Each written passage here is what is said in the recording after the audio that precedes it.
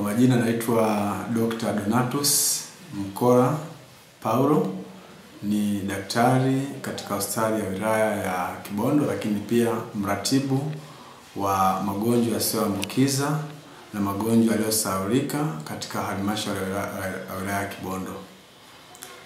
Kwa siku ya leo niko hapa kueleza au kutoa elimu juu ya ugonjwa wa kisukari.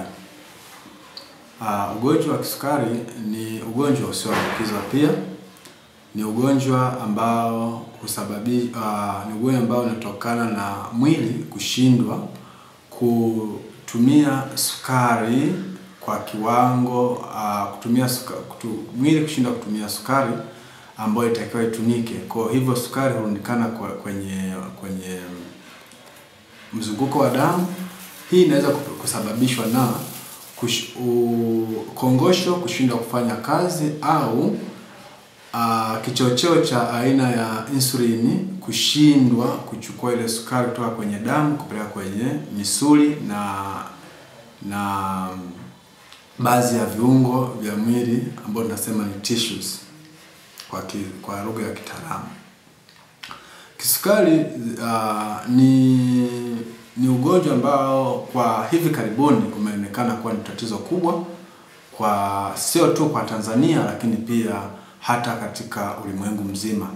Na hii yote huchochewa na sababu za mtindo wa maisha, hasa zaidi ya asilimia 95 kisukari umesababishwa na mabadiliko ya mtindo wa maisha. Tunazo aina mbili kuu za kisukari ambazo jamii nyingi inaweza kuelewa zaidi. Tuna aina ya kisukari ambayo tunasema kisukari aina ya kwanza na kisukari aina ya pili. Kisukari aina ya kwanza, hii mara nyingi ni ugonjwa wa kisukari ambao wapata watu wenye umri wa chini zaidi. Tunasema mara nyingi ni pale ambapo kongosho limeshindwa kuzalisha kichocheo au homoni inaitwa insulin, na hivyo hupelekea mtu kupata changamoto ya sukari kushindwa kumeng'enywa kutoka kwenye mfumo wa damu kwenda kwenye hizo misuli na kwenda kutunzwa kwa njia ya mafuta. Lakini licha ya kwamba inaonekana tatizo ambalo linatokeza kwa watu wenye umri mdogo, kuna wengine pia kwa sababu tofauti kongosho inaweza kushindwa kufanya kazi, wakaingia kwenye changamoto ya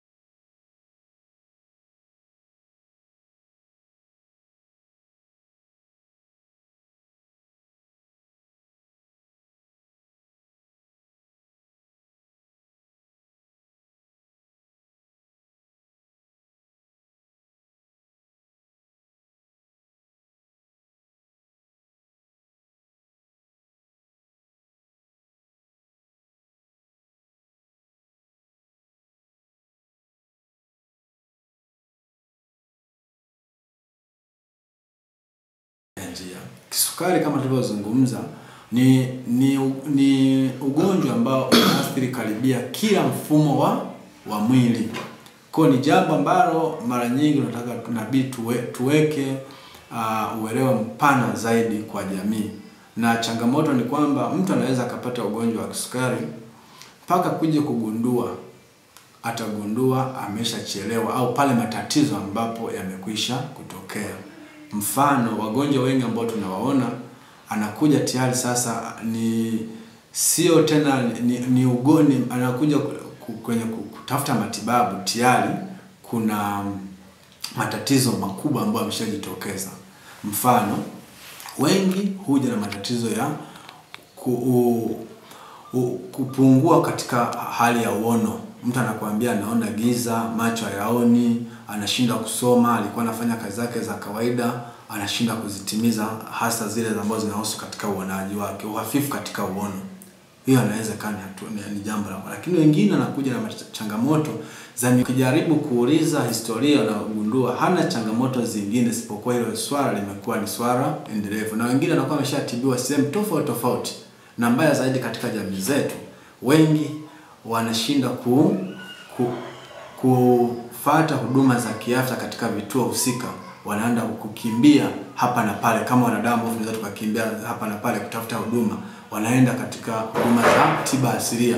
Kwa unakuta mtu ameshatumia hela nyingi, gharama kubwa, muda mwingi akitafuta huduma za lakini anakosa. Lakini jambo lingine, wengine katika hilo wafanyeje wananchi? Katika hilo wananchi tunawashauri, unapoona dalili za ugonjwa wa kisukari kama zifuatazo: kukojoa mara kwa mara. Mtu anaamka usiku zaidi ya mara 3 mara 4 kwenda kukojoa mara kwa mara. Kiu isiyoisha. Mtu anapata njaa muda wote, amekula lakini anapata njaa muda wote. Lakini pia wengine uhafifu katika kuona. Miguu kufa ganzi. Unapata fungus za kwenye vidole hasa miguuni. Lakini pia unaanza kuona pia kuna changamoto, unapata magonjwa ya mara kwa mara. Ni vizuri wananchi tuamke na kwenda kutafuta huduma stahiki katika vituo vyetu vilivyopo karibu, ili tuweze kuepukana na kuja katika hatua mbaya zaidi. Na wengine kuja katika hatua ambayo tayari hata figo zinaanza kushindwa kufanya kazi. Sasa ukishafikia katika hatua hiyo, mara nyingi unakuwa umefika katika hatua kwanza mbaya, lakini pia hatua ambayo asilimia kubwa kwa maisha ya Mtanzania inakuwa ni ngumu kumudu gharama ya matibabu ya usafishaji wa figo na huduma zingine ambazo zinaendelea hapo. Kwa tunawashauri wananchi waelewe hilo, kwamba watafute huduma mapema kabla tatizo halijawa kubwa kupita kiasi.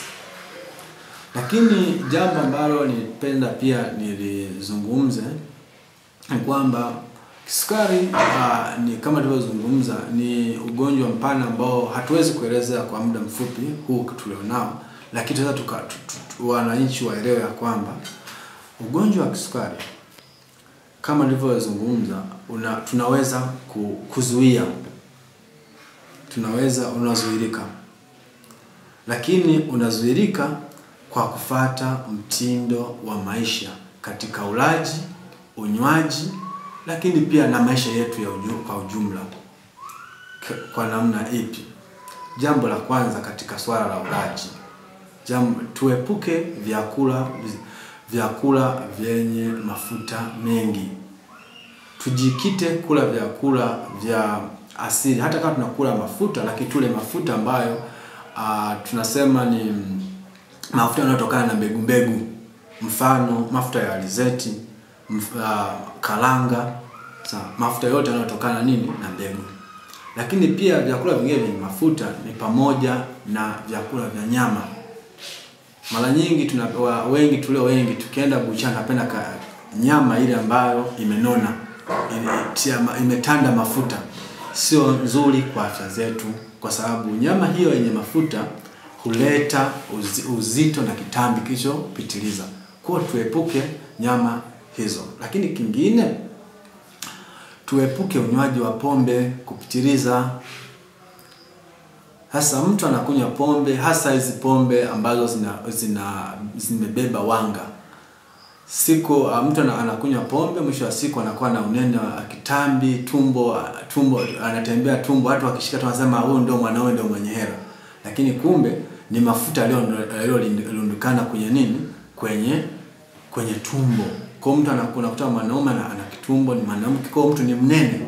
Kwa unene huo utaleta siku moja utakuja kuleta changamoto. Si wote, simaanishi kwamba si watu wote wanene wana ugonjwa wa kisukari, lakini ni dalili hatarishi. Kama mtu tayari ana viashiria vya kurithi vya kisukari, ni rahisi sana huyo mtu kuja kuingia kwenye changamoto ya kisukari. Lakini pia tujikite katika kufanya mazoezi. Tufanye mazoezi ili kuendelea kupunguza unene na kufanya miili yetu iwe imara. Changamoto tulionayo, watu wengi hasa wenzangu na mimi ambao ni wanene, analazimisha akiambiwa leo afanye mazoezi, anafanya mazoezi magumu sana ya kujitesa na kujithurubisha. Jambo ambalo si sahihi. Kama unatamani kupunguza uzito, kitaalamu wanashauri 80% ni katika ulaji, 20% tu ndio kwenye mazoezi mtu anaweza kupunguza unene. Lakini mazoezi hayo angalau dakika 30 kwa siku